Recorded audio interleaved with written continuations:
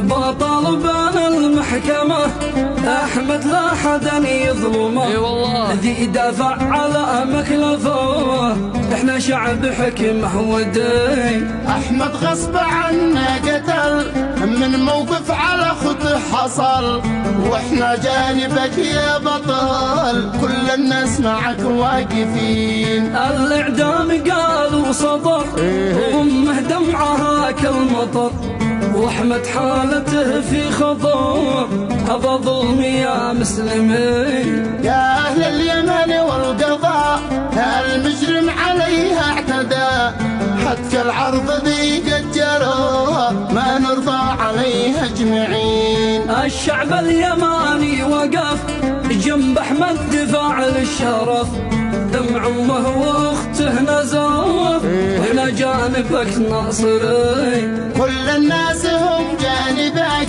يا أحمد سويكي معاك، والرحمن عي خارجك ما تجلس بسجنك حزين.